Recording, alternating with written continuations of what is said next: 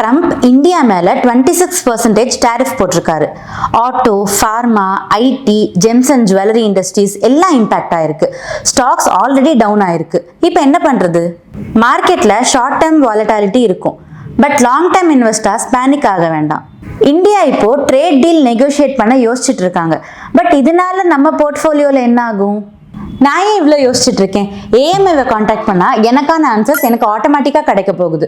உங்களுக்கும் மார்க்கெட் பற்றி நிறைய கேள்விகள், சந்தேகங்கள் இருந்ததுன்னா கீழே இருக்கிற இந்த லிங்கை கிளிக் பண்ணி ஏஎம்ஐவை காண்டாக்ட் பண்ணுங்க. ஃபினான்ஷியல் எக்ஸ்பர்ட் உங்களுக்கு ஹெல்ப் பண்ணுவாங்க.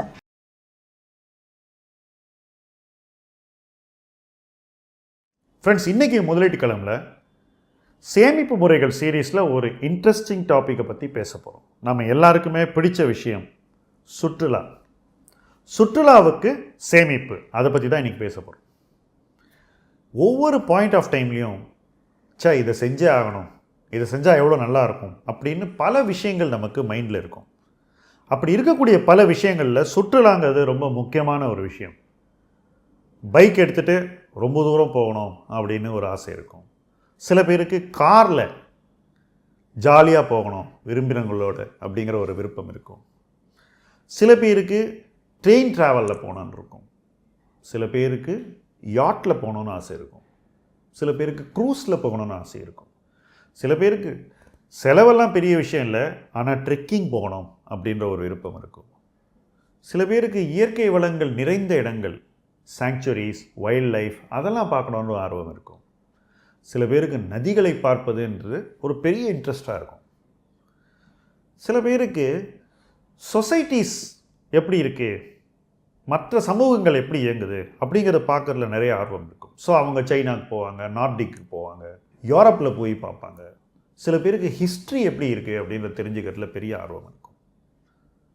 சில பேருக்கு இப்படி பல விஷயங்களையும் செய்யணுன்ற ஒரு ஆசையும் இருக்கும். ஸோ நம்ம லைஃப்பில் அனுபவிக்கக்கூடிய ஒரு விஷயம் அப்படின்னா அது சுற்றுலா தான். ஏன்னா நினைவுகளை அள்ளித்தரக்கூடிய ஒரு விஷயம், பாடங்களை கொடுக்கக்கூடிய ஒரு விஷயம், வியப்பை தரக்கூடிய ஒரு விஷயம், நமக்கு சென்சரியாகவும் உணவு, வெதர், இப்படி பல விஷயங்களை புதிதாக உணர்த்தக்கூடிய ஒரு விஷயம்.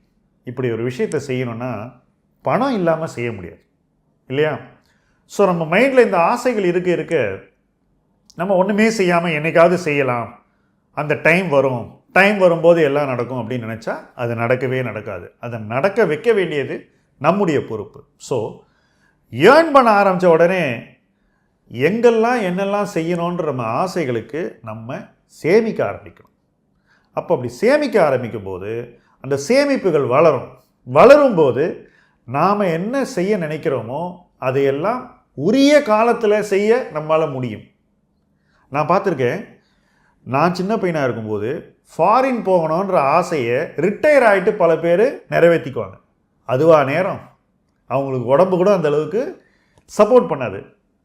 ஸோ அந்த இடத்துல அவங்களால ரொம்ப கம்மியான விஷயங்கள் தான் செய்ய முடியும். அதே சமயத்தில் இன்றைக்கி யங்ஸ்டர்ஸு பிஎன்பிஎல் என்று சொல்லக்கூடிய பைனோ பேலேட்டரில் கடன் வாங்கிட்டு செலவு பண்ணுறாங்க. ஸோ ரெண்டு எக்ஸ்ட்ரீம். சுற்றுலா என்பது சொந்த காசில் செய்யணும், அதுவும் நம்ம காசை போட்டு அந்த காசை பெருசாக்கி செய்யணும். அப்படி செஞ்சால் நம்ம லைஃப்பில் சுற்றுலாவுக்கு நம்ம ஒதுக்கக்கூடிய நம்முடைய ஏர்னிங்ஸ் குறைவாக இருக்கும். ஏன்னா சேவிங்ஸை இன்வெஸ்ட் பண்ணி அந்த இன்வெஸ்ட்மெண்ட் வளரும்போது அந்த க்ரோத்தையும் சேர்த்து செலவு பண்ணும்போது நம்ம பேக்கெட்லேருந்து போடுற காசு கொஞ்சம் குறையும்.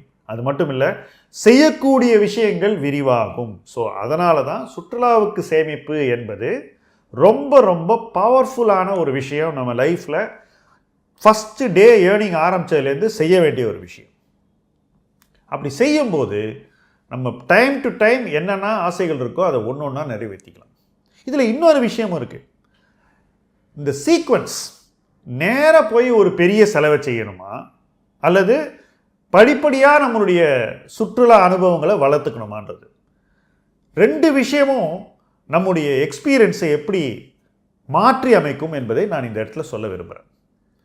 இப்போ எனக்கு ஃபஸ்ட்டு ஒரு குன்னூர் பார்க்கணும், கொடைக்கானல் பார்க்கணும், ஊட்டி பார்க்கணும், தரங்கம்பாடியை பார்க்கணும், ராமேஸ்வரம் பார்க்கணும், கன்னியாகுமரி பார்க்கணும், நதிகள் துங்கபத்ரா, கோதாவரி, காவேரி அதெல்லாம் பார்க்கணும். இந்த மாதிரி ஆசைகள் இருந்தால் நமக்கு செலவுகள் அவ்வளவா இருக்காது. நேராக நான் போய் வெனிஸை பார்க்கணும் அப்படின்னு ஆரம்பித்தேன்னாக்கா அப்போ என்னுடைய அவுட்லே ரொம்ப அதிகமாகிடுது. ஆனால் எல்லாத்தையும் செய்ய முடியும். ஃபஸ்ட்டு சேவ் பண்ணிக்கிட்டே இருக்கோம் தொடர்ந்து, அதில் கொஞ்சம் கொஞ்சமாக எடுத்து நம்ம அனுபவிக்கிறோம். அந்த சேவிங்ஸ் வளர வளர சேவிங்ஸையும் வளர விடணும், அதே சந்தர்ப்பத்தில் அனுபவிக்கணும். ஸோ ஸ்மாலர் பட்ஜெட் எக்ஸ்பீரியன்ஸஸை நம்ம முதல்ல பண்ணிக்கிட்டே போனோம்னாக்கா நம்முடைய பணம் ஒரு பக்கம் வளர்ந்துக்கிட்டே இருக்கும், இன்னொரு பக்கம் நம்ம அனுபவம் வளர்ந்துக்கிட்டே இருக்கும். ஸோ ரெண்டையும் பேரலாக பண்ணணுங்கிறது தான் சுற்றுலாவுக்கு சேமிக்கிறதுல இருக்கக்கூடிய மிக முக்கியமான ஆஸ்பெக்ட். இப்படி பண்ணும்போது நம்ம எக்ஸ்பீரியன்ஸ் பண்ண பண்ண நமக்கு இன்னும் சேவ் பண்ணுறதுக்கு ஒரு மோட்டிவேஷன் இருக்கும். இப்போ நான் சொன்ன விஷயங்கள்லாம் நான் லோவர் பட்ஜெட்டில் முடிச்சிட்டேன்னு வச்சுக்கோங்களேன். அப்போது இன்னும் சேவ் பண்ணால் இன்னும் நிறைய விஷயங்கள் நான் பார்க்க முடியும். ஹிமாலயாஸ் பார்க்க முடியும், டிபெட் பார்க்க முடியும், அல்லது தாய்லாண்டில் போய் இருக்கக்கூடிய இந்த ஃபுகெட் மாதிரி இடங்களை பார்க்க முடியும், கிராபி பார்க்க முடியும், அல்லது இன்னும் யூரோப்பில் போய் நார்வேயில் போய் வேறு விதமான அனுபவங்களை நம்ம பார்க்க முடியுன்ற அந்த ஆர்வங்கள்லாம் நம்மளை இன்னும் அதிகம் செய்ய தோணும். ஸோ நம்ம capacity to save, invest, experience மூணும் வளர்ந்துக்கிட்டே இருந்தாக்கா நம்ம வாழ்க்கையில் அனுபவிக்கக்கூடிய சுற்றுலா அனுபவங்கள் பெரிய நிறைவை தரும், நமக்கு அனுபவங்களை கொடுக்கும், சந்தோஷத்தை கொடுக்கும், நிறைவை கொடுக்கும். ஸோ இதை ஏற்படுத்த சேமிப்பு ரொம்ப முக்கியமான ஒரு அடிப்படை தேவை.